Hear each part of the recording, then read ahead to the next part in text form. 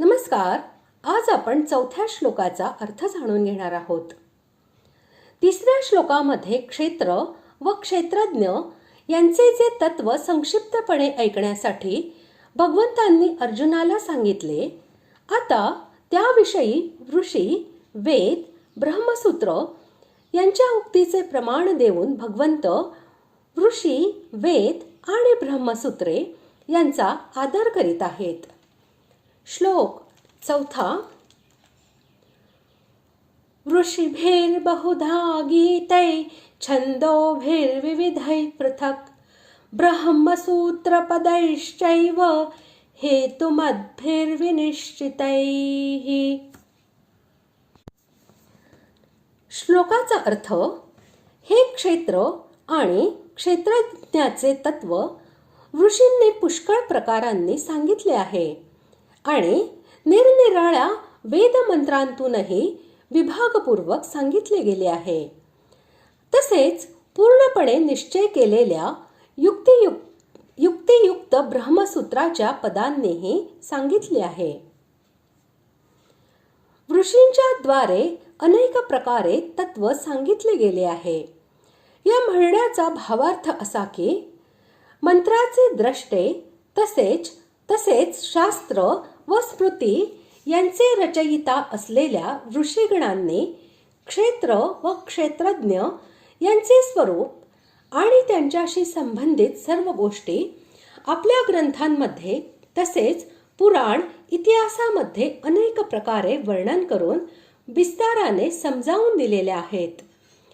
त्याचेच सार फार थोड्या शब्दात भगवंत सांगत आहेत. विविध या विशेषणासह छंदोभी हे पद ऋग, यजु, साम आणि अथर्व या चारी वेदांच्या संहिता आणि ब्राह्मण या दोन्हीही भागांचे वाचक आहे. सर्व उपनिषदे आणि भिन्न भिन्न शाखा यांनाही यांच्या अंतर्गत समजावे.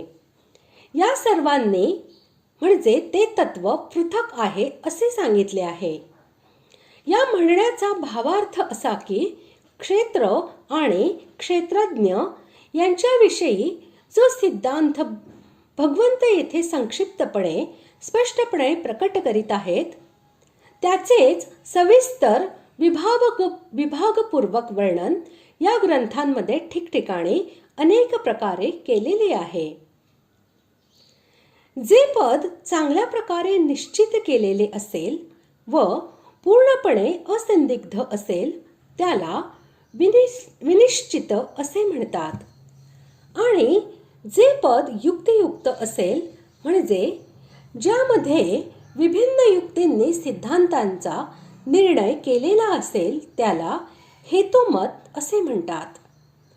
म्हणून या दोन्ही विशेषणांसह येथे ब्रह्मसूत्रपदै हे पद वेदांत दर्शनामध्ये अथातो ब्रह्मजिज्ञासा इत्यादी सूत्ररूपातील जी पदे आहेत त्यांचीच वाचक आहेत असे वाटते. कारण वरील सर्व लक्षणे त्यांच्यामध्ये बरोबर सापडतात.